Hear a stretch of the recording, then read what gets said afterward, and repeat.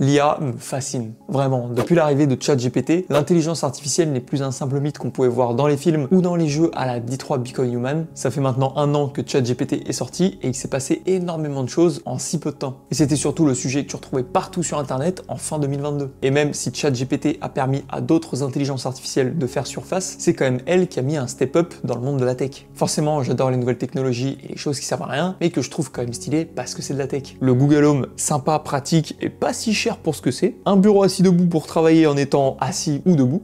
D'ailleurs, j'ai pas tout de suite compris le délire avec ChatGPT parce que je pensais que c'était comme les sites de l'époque où tu rentrais une question ou une phrase importante et au final, elle te sortait une réponse complètement à côté de la plaque. Et puis bon, après que le YouTube Game soit poncé par ChatGPT avec des youtubeurs en tout genre, j'ai laissé passer. Et là, les gars, je suis allé sur TikTok comme j'ai pour habitude d'y aller à peu près tous les soirs et j'ai découvert une dinguerie. Emmanuel Macron sur du Joule.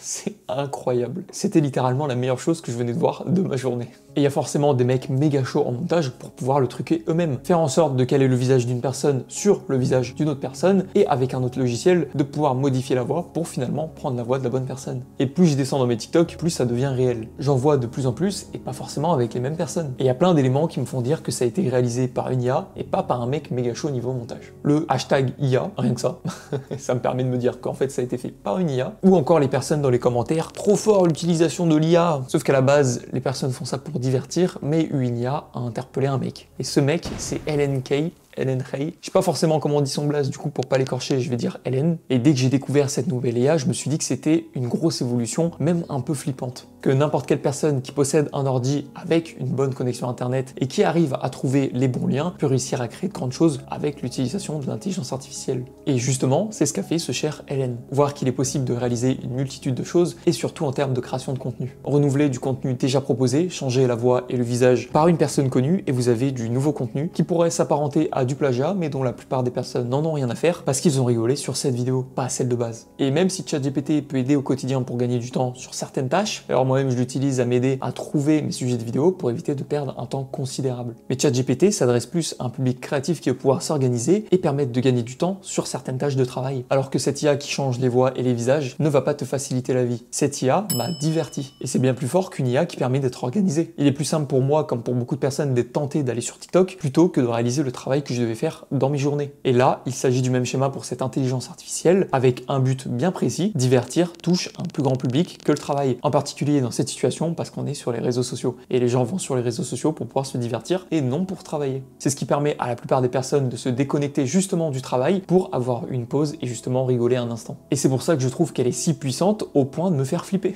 Mais il y a surtout eu quelque chose qui a fait shifter tous les créateurs de contenu par rapport à cette IA. Du coup, je vais revenir un petit peu sur ce Helen qui a un peu chamboulé le monde de la musique avec une intelligence artificielle. Et ça, c'est dingue. Mais avant de parler de ce qu'il a fait, on va déjà voir un petit peu qui il est de façon assez brève. Helen est un artiste qui fait de la musique depuis environ 4 ans sur SoundCloud et il est assez présent sur Twitter. J'ai dit que ça allait être assez brièvement. Helen, pour pas casser son blaze, a sorti le 8 août 2023 une chanson avec la voix d'enchaîne sur une musique de ce l'enfoiré et cette musique, c'est ça y est. Plutôt, j'ai dit que c'était un artiste parce qu'il a pas seulement repris cette musique avec la voix d'Angèle pour la mettre sur la prod et les voix de Gazo ainsi que de ce l'enfoiré. Il a recréé la prod, chanté lui-même la musique sur sa prod et ensuite a utilisé l'IA pour mettre la voix d'Angèle sur ce son. J't'ai eu sans le vouloir et sans faire de magie. J'aurais jamais comment tu souffres mais je l'imagine. Et c'est pour ça que cette musique est apparue dans la plupart des pour toi de TikTok, parce que le mec a créé vraiment une réelle œuvre musicale. Avec plus de 7 millions de vues sur YouTube, c'est l'une des créations de l'IA qui a permis de montrer toute sa puissance. Et il y a eu vraiment de tout et n'importe quoi sur les IA avec des voix de youtubeurs sur des musiques connues, ou encore des voix d'artistes sur des dessins animés ou d'autres créations. Un jour je serai le meilleur dresseur, je fleuve après son épi.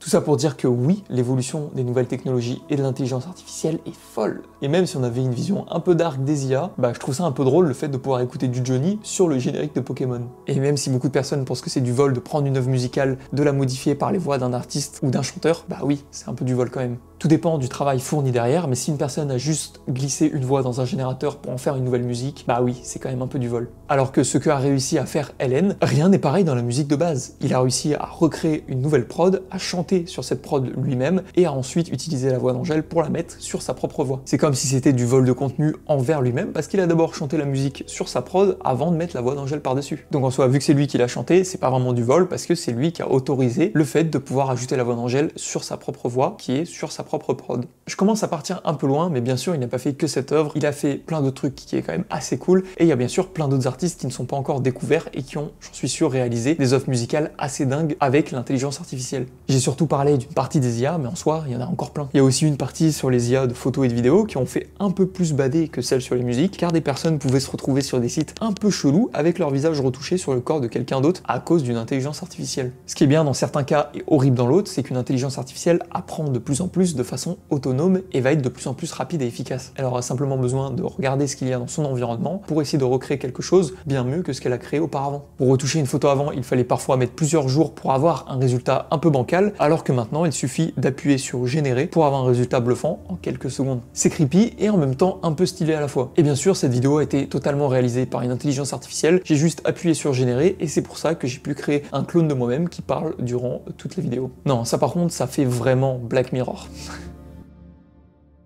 Donc voilà, j'espère que tu as bien aimé cette vidéo. N'hésite pas à me dire ce que tu en as pensé en commentaire juste en dessous, à me laisser un petit j'aime, un petit abonnement si ça t'a plu, à me dire ce que tu en as pensé. Moi de toute façon, je te retrouve la semaine prochaine pour une nouvelle vidéo. C'était Dorian. Ciao.